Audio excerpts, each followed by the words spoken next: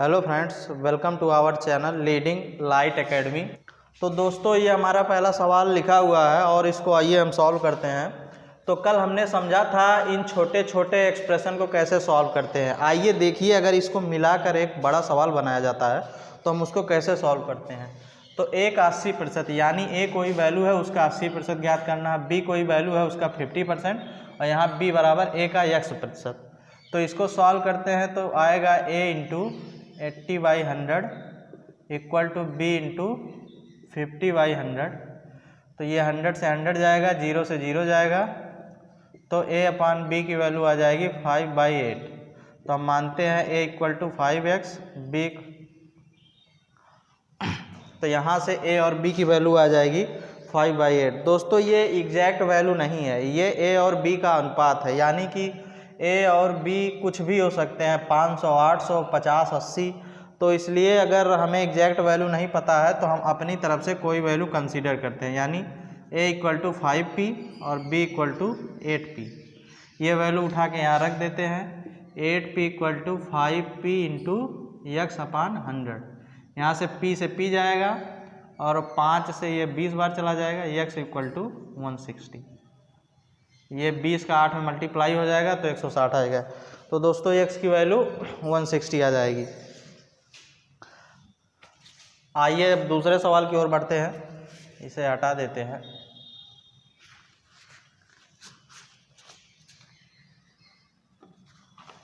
जो हमारा दूसरा क्वेश्चन है वो है 160 का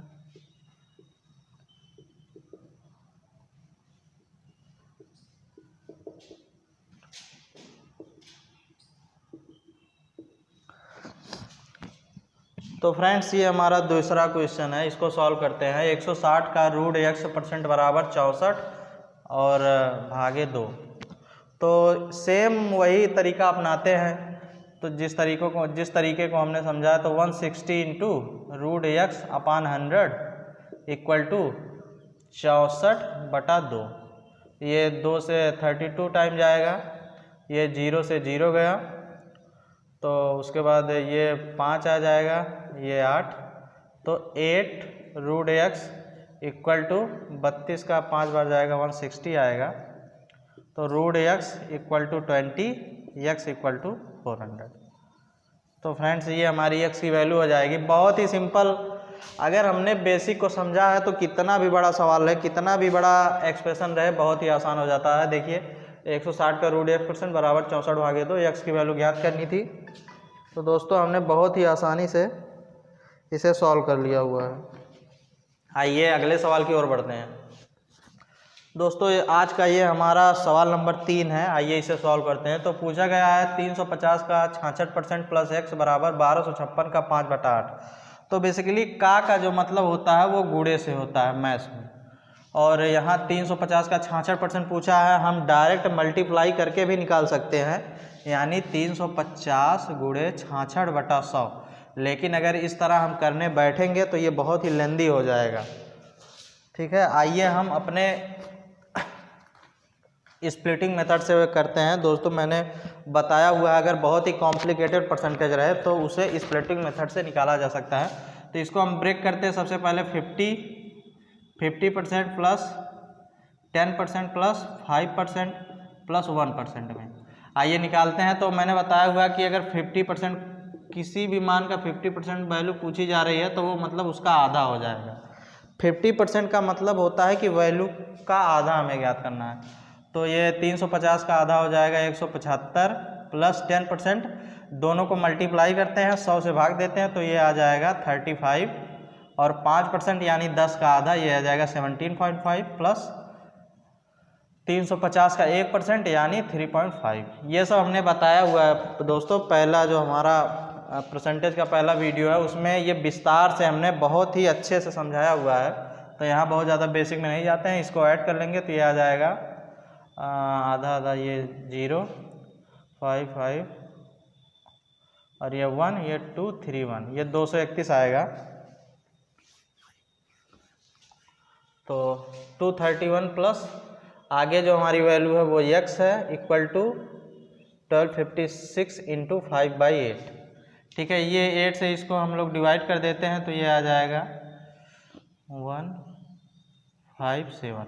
ठीक है, तो आ जाएगा 231 plus x equal to 157 into 5। इसको हम लोग पुनः मल्टीप्लाई करेंगे तो ये आ जाएगा 785।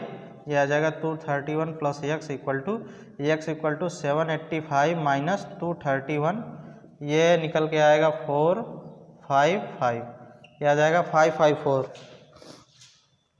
तो आइए अगला सवाल लेते हैं हम। यदि x का 8% y के 4% के बराबर है तो x का 20% किसके बराबर होगा। अब की बार यहाँ कोई वैल्यू नहीं पूछी है, जो पूछा गया है वो चारों ऑप्शन इस प्रकार है: y का 10%, y का 16%, y का 80%, y का 50%। तो आइए इन तरह के सवालों को भी हम लोग सॉल्व करते हैं। तो जो पहला है हमारा, x का 8% बराबर है y के 4% के। ठीक है, या y का 4%। तो इसको हम लोग अपने मेथड से सॉल्व करते हैं। x into 8/100 equal to y into 4/100। ये 100 से 100 जाएगा, 4 2 जा 8, यह आ जाएगा 2x इक्वल टू y, जो यानी y की वैल्यू है वो 2x है। तो अगला हमारा जो पूछा गया है, ये तो दिया हुआ था, जो पूछा गया, जो पूछी गई वैल्यू है x का 20%, यानी यहाँ से हम x की वैल्यू निकाल लेते हैं y/2। यहाँ से हमें थोड़ा ऑप्शन की तरफ भी ध्यान देना होगा। x का 20% हमें y के टर्म में पूछा है, तो जो x की वैल्यू है उसको y से एलिमिनेट करना है। तो ये हमारा यहाँ से एक संबंध बन के आया है, x इक्वल टू y/2। बस हम इसे यहाँ सीधे रख देंगे तो x की वैल्यू आ जाएगी y/2 इंटू 20/100। इसको हम सॉल्व करेंगे तो ये आ जाएगा 10, तो y इंटू 10/100। हमने जब प्रतिशत आपको शुरू में जब प्रतिशत पढ़ाना शुरू किया था तो जब सबसे पहले शुरू में बताया था कि कोई वैल्यू 1% है, इसे हम भिन्न में 1/10 लिखते हैं, 1/100 लिखते हैं। यानी कोई वैल्यू 10% है तो उसका जब हम भिन्न में उसको भिन्न में बदलेंगे तो आ जाएगा 10/100, यानी ये 10% है, यानी y का 10%। ठीक है, ये हमारा आंसर निकल के आया है और इस प्रकार ऑप्शन ए सही उत्तर होगा। तो दोस्तों देखा, ये सवाल देखने में थोड़ा ट्रिकी लग रहा था, लेकिन हमने अपना जो बेसिक मेथड, जिस मेथड से मैंने बताया हुआ है उसी मेथड से सॉल्व किया और बहुत ही आसानी से एक क्वेश्चन निकल के आ गया। ठीक है, मुझे नहीं लगता कि इसे किसी को समझ में कोई दिक्कत होगी। तो दोस्तों आइए आगे बढ़ते हैं। अब ये जो हमारा पहला एक प्रकार से कह सकते हैं कि पहला पैटर्न था, उस पर जो भी सवाल हो सकते थे उसको मैंने आपको सॉल्व कराया है। आइए, अभी तो हमने केवल प्रतिशत सीखा है, अब आइए आज जो हम अपना दूसरे टॉपिक की तरफ चलते हैं, मतलब परसेंटेज में ही, वो प्रतिशत वृद्धि और प्रतिशत हानि का मतलब क्या होता है। सबसे पहले हम प्रतिशत वृद्धि व प्रतिशत हानि का मतलब क्या मतलब होता है कि कहीं कहा जाता है कि किसी वस्तु के मूल्य में 10% की वृद्धि होती है या किसी वस्तु के मूल्य में 10% की हानि होती है। तो आइए इसे समझते हैं। मान लीजिए किसी वस्तु का मूल्य कुछ भी है, मान लीजिए यहाँ 200 रुपये है। ठीक है, तो ये वैल्यू अपने आप में 100% होगी। ठीक है, उसके बाद आगे प्रश्न में कहेगा कि वस्तु के मूल्य में 10% की वृद्धि होती है, यानी ये वस्तु का जो मूल्य है ये अपने आप में 100% है। जब 10% की वृद्धि हो जाएगी तो ये वैल्यू बढ़ के 110% हो जाएगी। ठीक है, यानी जो नई वैल्यू होगी, जो या नया क्रय मूल्य होगा वस्तु का, वो 110% हो जाएगा। अगेन अगर कहा जाता है कि किसी वस्तु के मूल्य या किसी भी चीज़ में कहा जाता है, मान लीजिए कहा जाता है कि 20% की वृद्धि होती है या 30% की वृद्धि होती है, तो वह वस्तु अपने आप में 100% होगी। अगर उसमें 20% या 30% की वृद्धि होगी तो ये बढ़ के 120%, 130% या इसी तरह से आगे बढ़ता चला जाएगा। ठीक है, तो ये प्रतिशत वृद्धि का मतलब है, यानी कि अगर 10% की वृद्धि होती है, 20 की मान लीजिए 5% की होगी तो ये 105% हो जाएगा। मान लीजिए 2.5 की होगी तो ये 102.5% हो जाएगा। यानी जो भी वृद्धि होगी उसे हमें 100 में ऐड करके देखना है। ठीक है, ये हमने प्रतिशत वृद्धि देख लिया। अभी प्रतिशत हानि देखते हैं। सेम इसी तरह से किसी वस्तु का मूल्य जो है वो 200 रुपये है, तो ये वैल्यू अपने आप में 100% होगी। मान लीजिए वस्तु में कोई खराब या कुछ भी किसी कारण से वस्तु में आपकी बार जो होगी वो मान लीजिए कमी हो रही, वस्तु के मूल्य में कमी हो रही है या हानि हो रही है, तो जो हानि होगी उसको हम पूरे प्रतिशत से घटा देते हैं। ठीक है, मान लीजिए 10% की हानि हुई तो 90%, मान लीजिए 5% की हानि हुई तो यह होके हो जाएगा 95%, मान लीजिए 20% की हानि हुई तो यह 100 - 20 हो जाएगा यानी 80%, या मान लीजिए 30% की हानि हुई तो ये हो जाएगा 70%। यानी जो भी हानि होगी उसे हम 100 से घटा के देखेंगे, यानी वो वैल्यू जो पूर्व में थी 100 यानी पूरी कंप्लीट वैल्यू, उसमें से कुछ कम हो जाएगा। तो जब कम हो जाएगा तो हम इसे 90, 80, 70, 95 जो भी कम होगा उसके अनुसार लिखेंगे।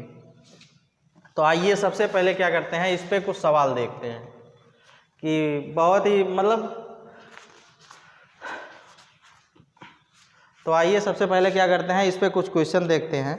तो आइए पहले सवाल की ओर चलते हैं। एक व्यक्ति 60 किलोमीटर प्रति आवर की चाल से गाड़ी चला रहा है, यदि वह चाल को 25% बढ़ा दे तो नई चाल क्या होगी। दोस्तों देखिए, यहाँ पर व्यक्ति है वो 60 किलोमीटर प्रति आवर की चाल से गाड़ी चला रहा है और उसके बाद इस चाल में वो 25% की वृद्धि करता है, यानी ये उसकी ओरिजिनल चाल है और ये वैल्यू 100% है। और जो उसकी नई चाल में वृद्धि होगी उसको अगर इस ओरिजिनल चाल में ऐड कर लेंगे तो हमारी नई चाल आ जाएगी, नई चाल। तो अभी हमने बताया कि जितनी भी वृद्धि हम करते हैं उसको ओरिजिनल परसेंटेज में जोड़ देते हैं, यानी जो उसकी नई चाल हो जाएगी वह 60 का 125% हो जाएगा, यानी 60 × 125/100, ये 25 हो जाएगा, 5 ये 4 ये 15, यानी उसकी जो नई चाल आ गई वो 75 किलोमीटर प्रति आवर आ गई। फ्रेंड्स आइए दूसरे सवाल की ओर चलते हैं। किसी वस्तु का विक्रय मूल्य 80 है, यदि मूल्य में 15% की वृद्धि की जाए तो नया मूल्य क्या होगा। यहाँ पर इसका प्रारंभिक विक्रय मूल्य 80 रुपये है, यानी यह वैल्यू जो है ये ओरिजिनल वैल्यू है और ये 100% के बराबर है। उसके बाद इस वैल्यू में 15% की वृद्धि की जाती है, तो जो नया विक्रय मूल्य आएगा वो हमें बताना है। अगर 100 में 15% की वृद्धि करेंगे तो यह वैल्यू 115% हो जाएगी, यानी 80 का यह नया विक्रय मूल्य हो जाएगा, यानी 80 का 115% नया विक्रय मूल्य हो जाएगा। फिर इसको हम लोग सिंप्लीफाई करेंगे, ये 4 ये 5 ये 23, यानी 23 चौका ये यानी 92 रुपया, यानी जो नया विक्रय मूल्य बन के आएगा वो 92 रुपया आएगा। आपने देखा कि किस तरह से प्रतिशत वृद्धि का मतलब क्या होता है और यदि क्वेश्चन में आए तो इसे निकालते कैसे हैं। तो जैसे ओरिजिनल जो वैल्यू है वह 100% है, उसमें जो बढ़ा प्रतिशत है उसको ऐड कर देते हैं और ओरिजिनल माल में उतना प्रतिशत निकाल लेते हैं।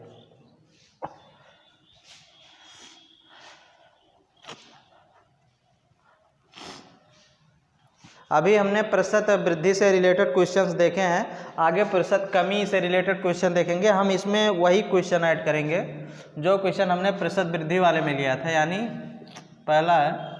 दोस्तों आइए हम प्रतिशत कमी से रिलेटेड क्वेश्चन देखते हैं। कोई व्यक्ति 60 किलोमीटर की चाल से गाड़ी चला रहा है, यदि वह चाल में 25% की कमी कर दे तो नई चाल क्या होगी। यानी व्यक्ति की जो ओरिजिनल चाल है वो 60 है, ये 100%, ये वैल्यू 100% है, इस वैल्यू में से कमी की जा रही है 25% की, तो जो हमारा नया चाल है वो निकल के आएगा, यानी 100 - 25 यानी 75%। जो उसकी चाल है वो ओरिजिनल चाल का 75% हो जाएगा, यानी नई चाल बराबर 60 का 75%, यानी 60 × 75/100 3 और ये जाएगा 20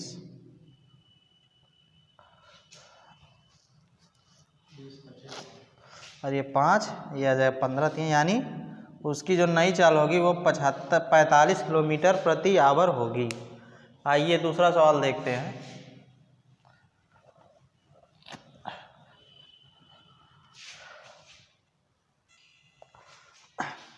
फ्रेंड्स दूसरे क्वेश्चन में देखते हैं, यदि किसी वस्तु का विक्रय मूल्य 80 रुपये है, यदि विक्रय मूल्य में 10% की कमी की जाए तो नया मूल्य क्या होगा। यानी जो इसका ओरिजिनल विक्रय मूल्य है वो 80 है, ये वैल्यू 100% है, इस वैल्यू में कमी की जा रही है 10% की, तो जो ओरिजिनल वैल्यू होगा माइनस समथिंग इक्वल टू नया विक्रय मूल्य।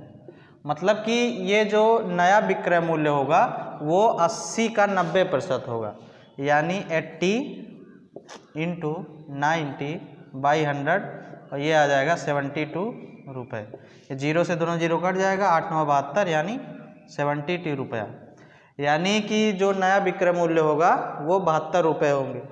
दोस्तों इसमें ध्यान ये देना है कि जैसे ओरिजिनल वैल्यू 100% होती है, तो यहाँ पर ओरिजिनल विक्रय मूल्य 80 रुपये है और हमसे विक्रय मूल्य में कमी पूछ रहा है, तो यह ध्यान देना चाहिए कि जो भी वैल्यू आएगी हमारी, जो भी वैल्यू निकल के आएगा नया विक्रय मूल्य, वह ओरिजिनल वैल्यू से कम होगा। ठीक है, अगर इसी प्रकार अगर वृद्धि हो रही है तो वह ओरिजिनल वैल्यू से ज़्यादा होगी। अभी हमने प्रतिशत कमी और प्रतिशत वृद्धि के अर्थ को समझा है, तो दोस्तों एक हम ऐसा क्वेश्चन लेते हैं जिसमें दोनों एक साथ यूज हो, तो आइए देखते हैं। दोस्तों प्रतिशत वृद्धि एवं कमी को समझने के क्रम में एक ये सवाल लिखा हुआ है जिसमें प्रतिशत वृद्धि और कमी दोनों एक साथ होगी। तो कह रहा है कि किसी भिन्न के अंश में 15% की वृद्धि तथा हर में 8% की कमी करने पर 15/16 प्राप्त होता है, तो मूल भिन्न क्या है। अभी जब हम लोग परसेंटेज का पहला लेक्चर कर रहे थे तो उसमें भिन्न का थोड़ा व्यू हमने दिया था कि भिन्न जिस चीज़ को P/Q के रूप में लिखा जाए उसे भिन्न कहते हैं। तो हम मानते हैं कि वह ओरिजिनल भिन्न है x/y। ओरिजिनल जो हमारा फ्रैक्शन है वो x/y है। अब कह रहा है कि भिन्न के अंश में 15%, यानी इसमें 15% की वृद्धि होती है और हर में 8% की कमी।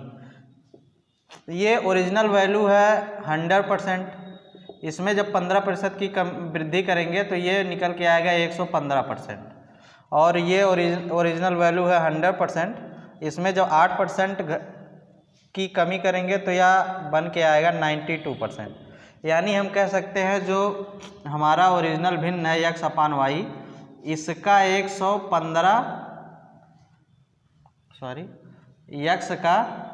115% बटा y का 92%, ये बराबर है 15/16 के। यानी x में 15% की वृद्धि की जा रही है और y में 8% की कमी, तो हमारी जो नई भिन्न निकल के आ रही है वो 15/16। तो इसे हम सॉल्व करते हैं, x इंटू 115/100 बटा y इंटू 92/100, ये आएगा 15/16। ये 100 से 100 गया, अब ये 23 से कट रहा है, ये 5 बार, ये 4 बार, ये 5 को दोबारा 15 से ये 3 आएगा, 4 से 16 काटेंगे ये 4 आएगा, यानी x/y की वैल्यू 3/4 आ गई। ये हमारा मूल भिन्न है, मूल भिन्न। दोस्तों इस प्रकार हमने प्रतिशत कमी और वृद्धि के अर्थ को समझा। तो आज का सेशन यहीं तक। हमारे चैनल को ज़्यादा से ज़्यादा लाइक शेयर सब्सक्राइब करें। धन्यवाद, मिलते हैं अगले वीडियो में। धन्यवाद।